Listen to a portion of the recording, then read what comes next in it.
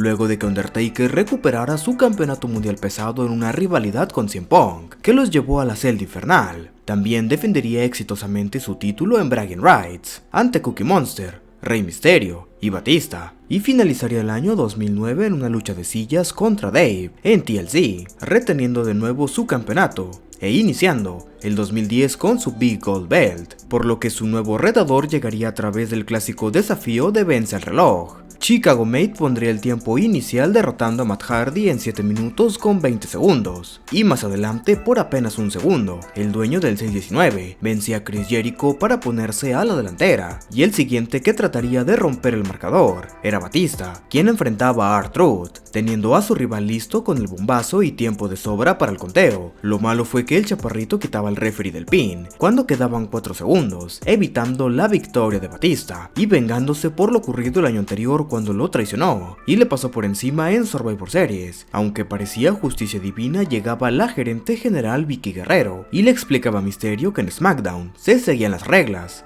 Pero si fuera Edge. Así que como le acababa de hacer trampa a Batista, la siguiente semana tendría que verlo en el ring para definir al retador de Undertaker. En la lucha todo parecía ir de lujo para The Animal, pero antes de poder aplicar su finisher, las luces se apagaban y al volver a encenderse, ambos estaban tirados, pero se veía más afectado Batista, así que fue capitalizado por Rey haciendo la 619 y preparándose para el impacto de la costa, pero de nuevo las luces se apagan. Al regresar ambos luchadores están en la lona y ni señal del referee, sonaba la música de Undertaker y se desplegaban sus llamas en el escenario. Termina SmackDown sin resultado. Tiempo después el Tata explicaría cómo sus dos perseguidores del título sintieron su presencia, en lo que él describió como una advertencia, y que para él no importa quién gane esa noche, porque estaba empeñado en la destrucción, y quien sobreviva a la lucha en jaula no iba a poder sobrevivir a su poder en el Rumble. Al mismo tiempo aprovechaba para recordar su épica racha en WrestleMania, debido a que Shawn Michaels en los Slam Awards había lanzado un reto de revancha, siendo el rival que para el Deadman quedó más cerca de poder derrotarlo, así que le iría personalmente al show rojo a darle su respuesta, y todo estaba listo. La jaula descendía para recibir a los dos ex amigos que querían la oportunidad. Mysterio trató de dar lo mejor de sí para ajustar la balanza que lo ponía en desventaja por la fortaleza física de su rival, pero de nuevo sucumbía ante sus llaves de firma con la Spear y la Spinebuster. Dave hasta se mofaba haciendo lagartijas para preparar el bombazo. Mysterio quería irse por la jaula, pero se lo impedían. Lo levantaban para el remate, pero se agarra de la jaula y con patadas logra escabullirse. Batista opta por la puerta, pero sale primero milagrosamente el de San Diego, ganando la lucha. Va directo al Royal Rumble contra Undertaker. Mysterio explicaría tiempo después que su sueño lo vivió hace 4 años, cuando en WrestleMania 22 ganó el campeonato mundial pesado, y ahora quien estaba en medio de revivirlo era el dueño de la racha, así que quería llamarlo esa noche al ring, para mirarlo a los ojos y decirle que no le tiene miedo, siendo entonces que el genio no malinterpretó su deseo. Tenía enfrente al campeón mundial, le dijo que la última vez que se enfrentaron no tuvo miedo y haría lo necesario para ganar, que ahora no estaba Batista ni Shawn Michaels, señalando que aunque HBK cumpla su palabra de ganar el Rumble, para elegirlo, eso ya no iba a importar, porque ya no tendría el título con él. Y es que en la visita que tuvo el enterrador a Raw, él declinaría la oferta que le había hecho el chico rompecorazones, siendo entonces que Michaels le prometió ganar la batalla de 30 hombres, y de esta forma no tendría opción de negarle la revancha, ya que sería obligatoria. Pero en este caso, lo que señalaba Mysterio es que si este escenario ocurría, pues el campeón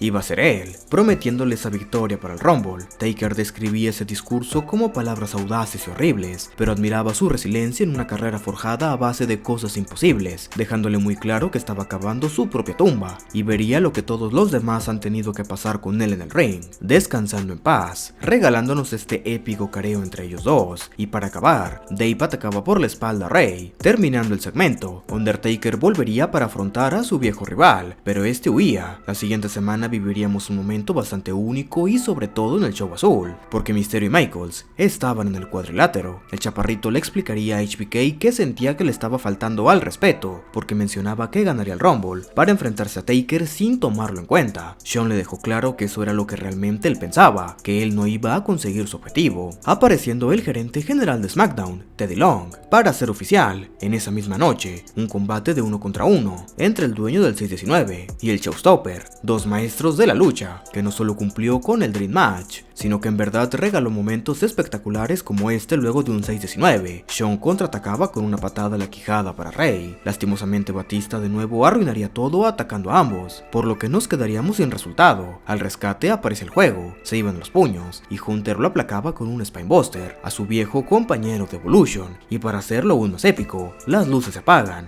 Cuando vuelven, estaba Undertaker delante de los dos luchadores que querían derrotarlo para aplicar esta garra doble. El mensaje era claro, él quería seguir siendo indestructible. El show de nuevo culminaba con los ojos hacia atrás, y en el Royal Rumble tendríamos este combate que parecía tan disparejo por la diferencia de altura y físicos, pero como Rey nos tiene acostumbrados, por momentos lograría hacerle frente al campeón con bastante inteligencia y gran talento para volar. Al final del combate nos puso los pelos de punta conectando dos 6-19 seguidas. Será que iba a cumplir su objetivo, pero el impacto de la costa se convirtió en esta Super Last Ride, que fue todo para él. The Phenom retenía el título mundial pesado y se llevaba el alma de Rey Mysterio. Luego de esto se buscarían a 5 retadores para el Deathmatch, los cuales serían Chris Jericho, CM Punk, John Morrison y R-Truth, que por cierto, misteriosamente, Batista en su lucha clasificatoria ante Cookie Monster se haría perder por conteo fuera del ring, ya que Cena después de recuperar su cinturón tendría que defenderlo en ese mismo evento, y nos mostraría tiempo después el porqué, ya que John Cena después de recuperar su cinturón en la Elimination Chamber tendría que defenderlo en ese mismo momento, por orden de Vince, ante Dave, ganando el título mundial de WWE. Esta oportunidad se le brindó por un favor que le hizo a Vince, tras salvarlo de Bret Hart, y en la Chamber del Big Gold Belt se exhibió un gran espectáculo entre los participantes que dejó a John Morrison y Chris Jericho con The Phenom, a pesar de que Y2J trató de escapar de él en varias ocasiones, siendo esta estrategia la que le permitió ser finalista. Todo estaba saliendo muy mal para él, el Deathman iba a retener sin mucha complicación, pero en ese momento, del suelo emergía un frustrado Shawn Michaels, quien al igual que Rey Mysterio, falló su oportunidad en el Rumble, sacado por Batista, perdiendo totalmente el control y hasta switching music para los árbitros. Lo que él buscaba era la oportunidad de tener a Taker en WrestleMania, lo único que le faltaba en su carrera,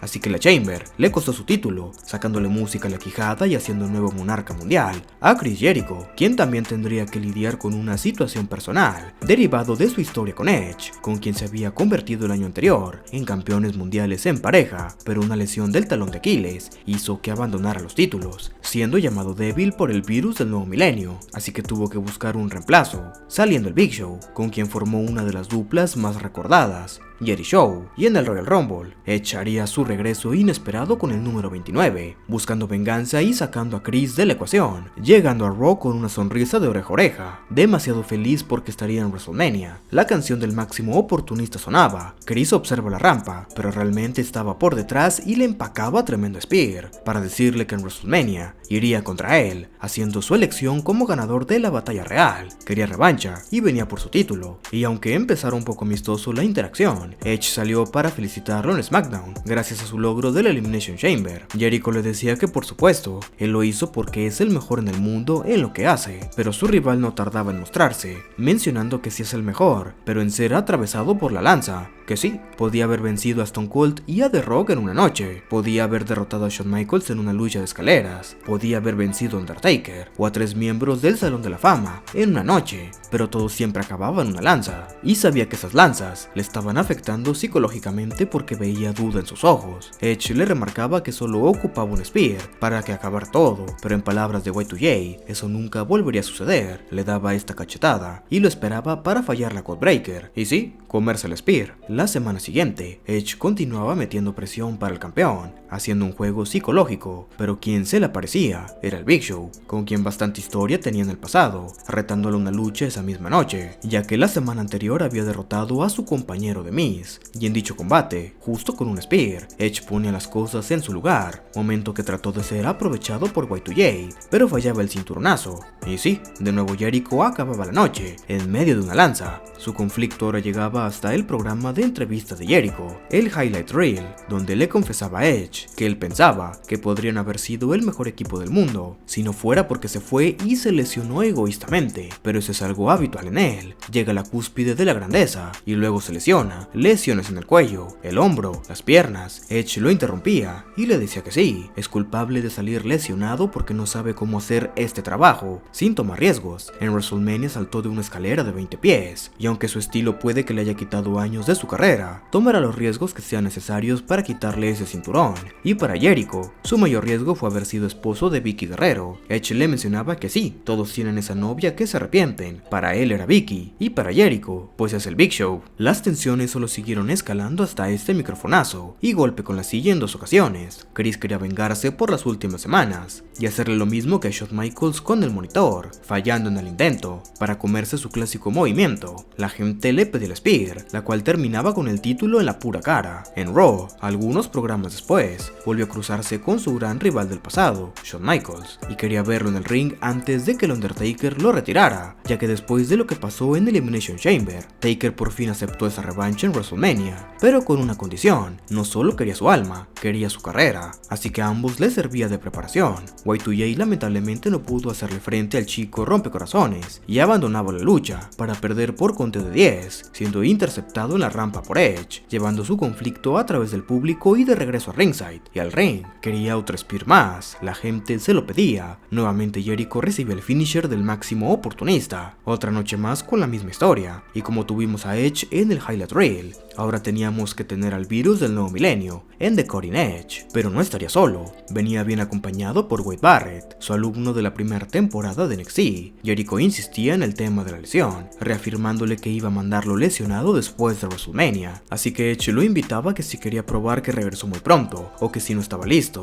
que en ese instante acabara con todo. Jericho dudaba de irse a los puños, por lo que empezaba Edge, pero estar en desventaja numérica le jugó bastante mal. Por momentos parecía que sí podía con los dos, afuera Jericho, y sí, Spear para Wade, aunque también una codebreaker para él, pisándole la pierna, que se había lesionado. Llegando entonces a la vitrina de los Inmortales en su edición número 26. Ambos luchadores pasaban por la larga rampa, listos para este enfrentamiento, en el que por fin pudieron probarse dentro del ring, a pesar de la superioridad en semanas anteriores de Edge. Jericho logró mostrar una excelente cara, complicándole bastante las cosas a su rival, pero tampoco superándolo por completo, inclusive tratando de regresarle algo de las muchas Spears que recibió, aunque fallando en el intento, y cuando la quiso aplicar él, se la convirtieron en la rompecódigos, y la cuenta solo iba 2, así que el plan de Jericho era ir a la pierna afectada del rival, haciendo las murallas, pero en esta variante a una sola pierna. Aún así Edge lograba revertirlo, y obvio no podíamos irnos sin tener el momento donde el referee queda noqueado, y caía el cinturonazo al rostro, pero de nuevo, la cuenta solo en 2,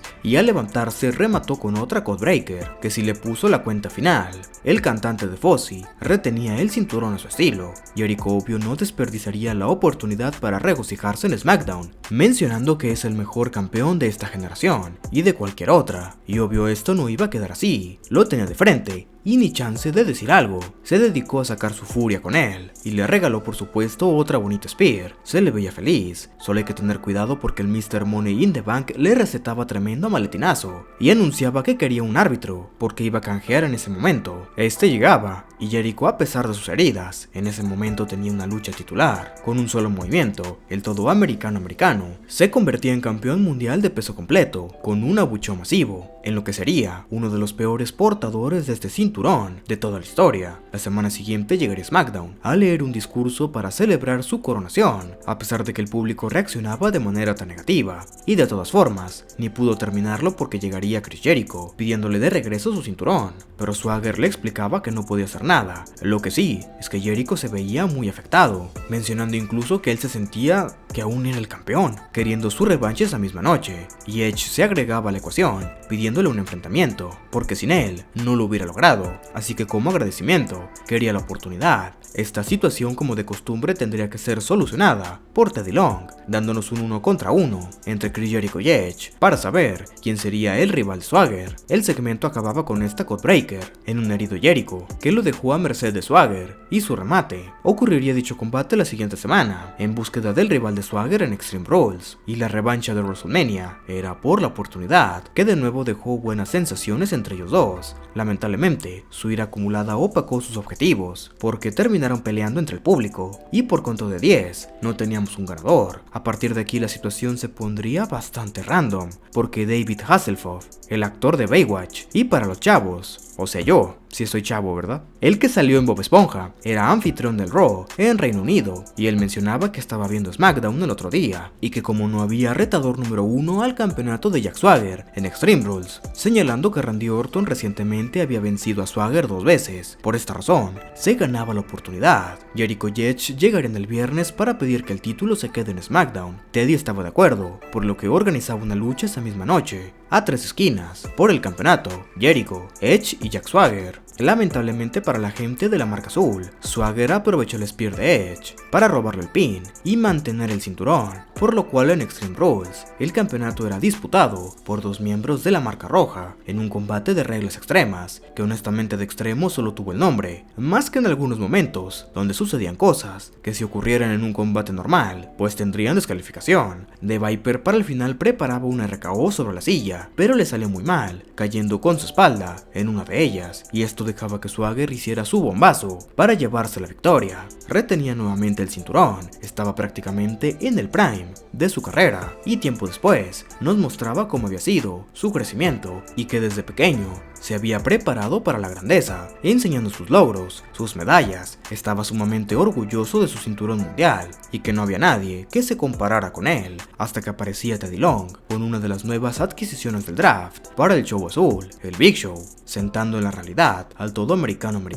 noqueándolo con su golpe de gracia. En las siguientes semanas se convirtió en la pesadilla para el campeón, llegando hasta romper la mesa de comentarios y además todos sus trofeos. Él venía por su campeonato mundial pesado cueste lo que cueste, y esta lucha sucedería en Over the Limit, donde compitieron de igual a igual, a pesar de las diferencias tan claras de peso y altura. Pero cuando Swagger se dio cuenta que no podría derrotarlo, iría por su cinturón, haciéndose descalificar con un golpe a la torre. La oportunidad del Big Show se había esfumado, y en el siguiente pago por evento, que sería llamado Fatal 4-Way, donde las luchas principales iban a ser de 4, el Deadman regresaría el 28 de mayo, luego de un breve periodo de tiempo fuera, después de haber derrotado a Shawn Michaels en WrestleMania, regresando al ring con Rey Mysterio en búsqueda de un cupo para el evento por el título de Swagger. Taker vencía al dueño del 619, solo que había una pequeña cuestión, porque en dicha lucha, el chaparrito le rompió la nariz, más específicamente, el hueso orbital, mencionando en el podcast de Hawk vs Wolf, que Rey es un tipo pequeño, un amor de persona, pero que acabó saltando sobre él desde lo alto de la tercera cuerda, y sus asentaderas, sus almohadas traseras, terminaron por aterrizar en su nariz, describiendo esa parte de su cuerpo como huesuda, por lo duro que fue el golpe, que según él hasta conmocionado lo dejó. Y personalmente lo que más me gustó fue cuando dice que es difícil sufrir una lesión a causa de un Anastasio. Ay, ya rompió el personaje. Pero sí, Undertaker dijo que por el sin esquinas de Rey Mysterio se había lesionado. Ay, estuvo bueno, ¿no? Sencillamente el Tata se apretó la nariz de vuelta y acabó la lucha, así que de nuevo tuvo que irse un tiempo. Y curiosamente, gracias al Anastasio del de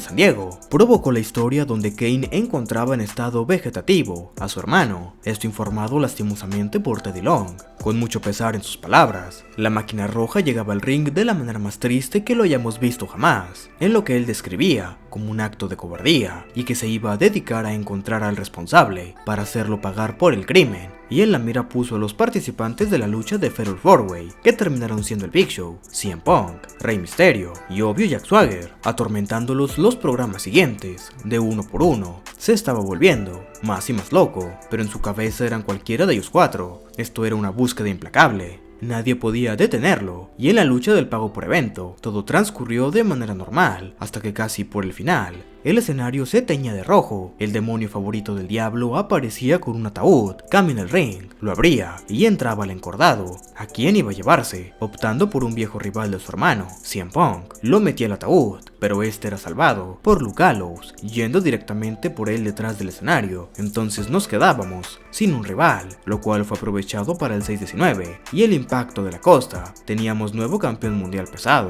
El reinado de Jack Swagger llegaba a su fin, y luego de tanto tiempo, desde el 2006, Rey Mysterio llegaba a la cima de WWE. Después de aquí, entraría a una rivalidad con Jack Swagger, luego de que este se propusiera a lesionar al Big Show al no soltarlo en una angle lock, incluso llegando los referees En una segunda oportunidad, lo intentó de nuevo acompañado de Cody Rhodes, en completa desventaja numérica, pero a su salvación llegaría el Chaparrito, teniendo un combate por equipos más adelante entre estos cuatro, lugar en el que Mysterio recibió el mismo destino que el gigante, terminando la lucha por descalificación, al no soltar de San Diego, afectando duramente su tobillo. Big Show trataba de salvarlo, pero él también muy apenas podía moverse, y lo arrastraron fuera del ring, dejándolo bastante herido. Tiempo después fue revisado por los doctores, llegando Justin Roberts a preguntarle si esto entraría en conflicto con su reinado como campeón mundial, y antes de siquiera responder, Jack de nuevo atacaba su tobillo con otra Angle Lock, arrastrándolo por todo el pasillo en backstage, sin poder zafarse. Estaban recorriendo una gran distancia, era un ataque muy fuerte para el Chaparrito, nadie estaba con él. Continuaba el Angle Lock, cruzando hasta el mismo escenario,